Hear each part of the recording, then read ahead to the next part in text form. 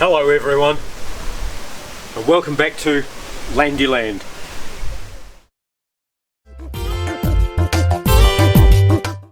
Let me show you what I've been doing on Brutus, the Stage 1 Series 3 that I purchased just 2 weeks ago.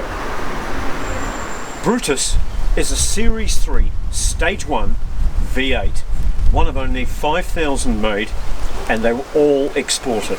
The only ones that stayed in England were the ones used for the armed forces, and most of those were fitted with a massive rear body that became a field ambulance. Brutus came to New Zealand in 1984 in CKD form, completely knocked down. Brutus was assembled in the Nelson factory of the New Zealand Motor Corporation for the New Zealand Police. He was one of 5 that were built with full rust proofing and a galvanised chassis. Brutus went to work on 90 Mile Beach in the far north of New Zealand as a police patrol, because 90 Mile Beach is actually a public road. Now, I always thought that Stage 1 was the first stage of the transition from the leaf-sprung Series 3 to the coil-sprung Defender. But hey, I was completely wrong. It turns out that Stage 1 refers to Stage 1 of the £80 million that Margret Thatcher's government gave to the British Motor Corporation in the 1980s to haul them out of the doldrums. Unfortunately, it all arrived just a little bit too late and they folded shortly after. But the Stage 1 was where the first of the £80 million was spent. Of course, in 1985, £80 million was an awful lot of money. The Stage 1 of the £80 million was 20 million, and it was spent on a vehicle for export, something to pull them out of the doldrums with a hard-ass powerful 4x4 that could take on the world. Landrover adopted their 3.5 litre aluminium block Rover V8 that was used in their larger car series at the time. It almost doubled the horsepower of the old Landrover and gave a huge boost in torque, great for towing and recovering vehicles from 90 Mile Beach. Because Brutus lived on the beach for so many years and then became a tow vehicle for a commercial fisherman, he's seen a lot of salt air. Many parts have been completely dissolved. The firewall was in a bit of a state until I spent 3 or 4 days on it, but because it had been rust proofed from new, it could have been worse. I don't like having to do this.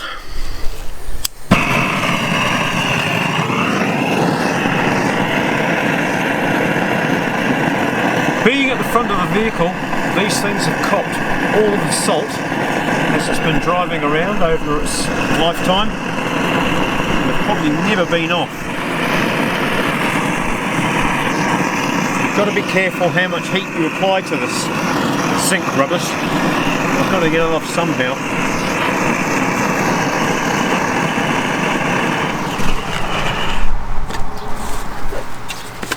I've tried all sorts of innovations and haven't got it off.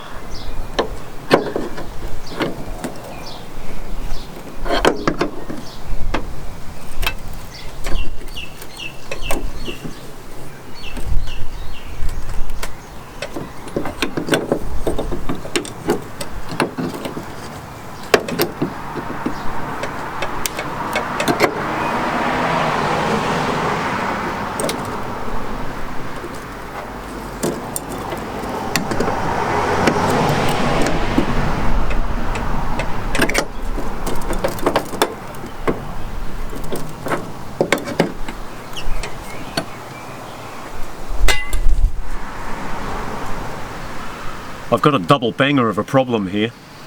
The aluminium pivot point is bound onto the adapter, and the little bolt that bolts the adapter to the windscreen wiper shaft has sheared off. So it's stuck in 2 places before I can get it out.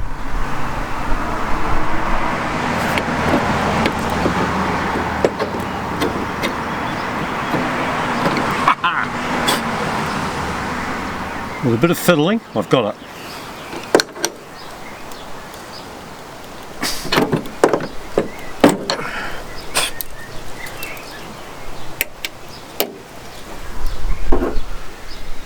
Now I've got to get this adapter off the shaft.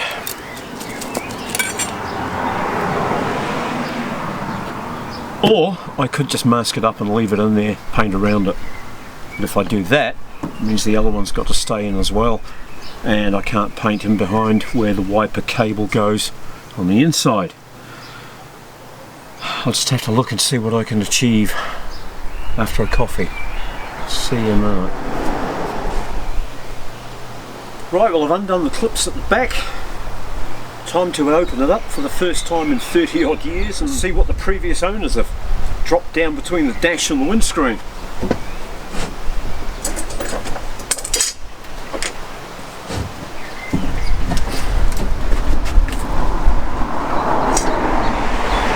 I've already separated the wire for the interior light.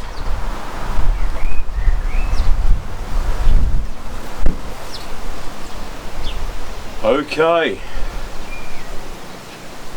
Come and have a look. There, ballpoint pens, hacksaw blades, mouse shit,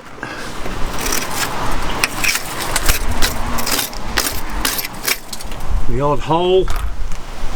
Ooh, and money. Hey, it's not too bad. Right, let's get this dash top off, see what we've really got.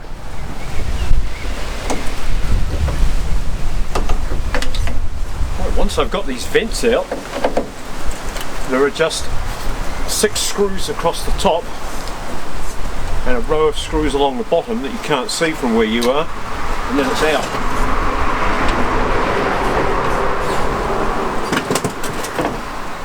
It's a lot simpler than modern day cars.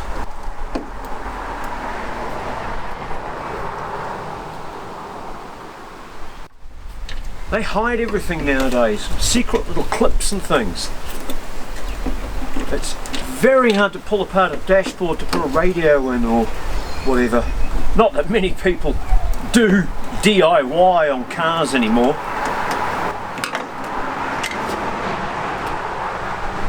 Right, that's all the screws.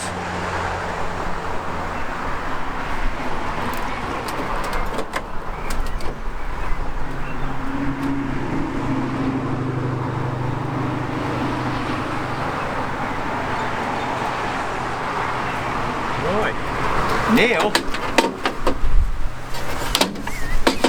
excuse me while I loosen my flaps. When I rescued Brutus from the field, on top of a hill overlooking the west coast, I was dead nervous to open these flaps and see what I'd got, because if this part's gone, it's a big job to fix. There's no doubt about it that rust proofing from new is a good thing.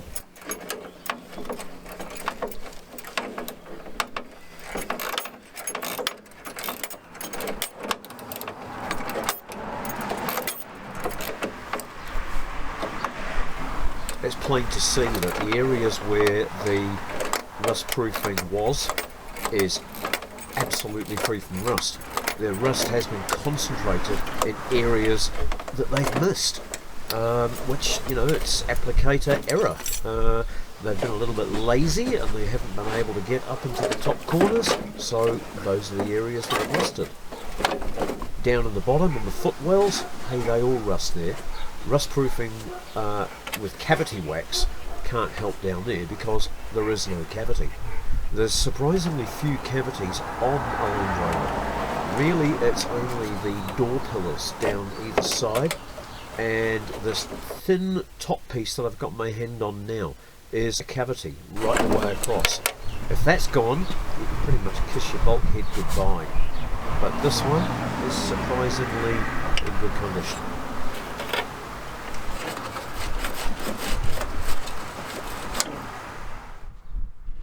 I'd previously bagged all of the wiring in the speedo binnacle to keep everything dry while I was sandblasting. So that's made things a lot easier. All I needed to do here was remove the luxurious, or I believe they called it the deluxe windscreen wiper washers, which the Stage 1 had. It's the first Landrover I've ever had that's had windscreen wiper washers. So they were disconnected, and that allowed me to remove this top pad, and I can now pick up all the screws that were holding it down, put them into a safe place, and hit it with the wire buff, find out what I've really got.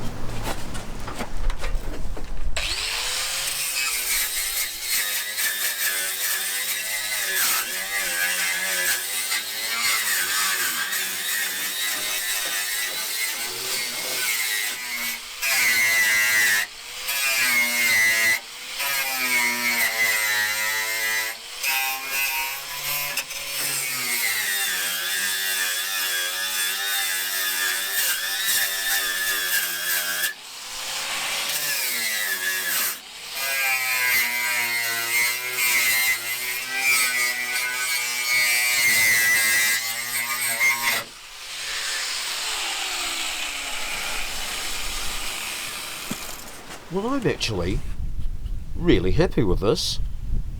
A little bit of cancer in this corner, some surface rust most of the way down, random hole in the middle, easily fixed, and down this end it starts to look a little bit English.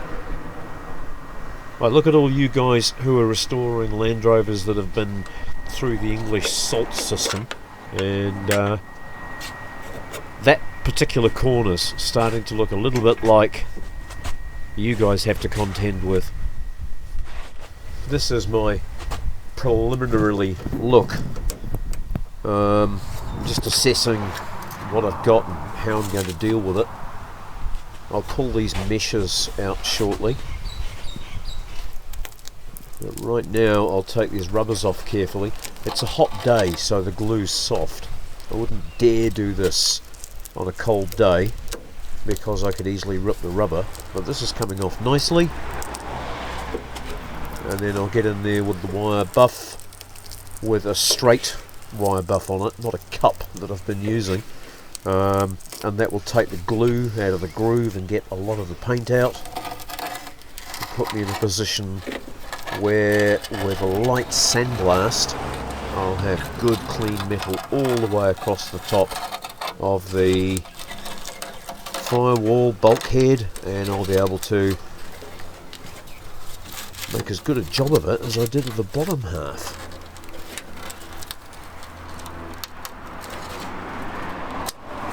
So Brutus, what do you think of the show so far?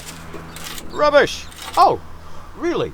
Oh, okay. Well, what about you guys? I hope you're enjoying it. Drop a like or a dislike if you like. Like repairing, recycling, rebuilding, or goats? Why not subscribe to the channel?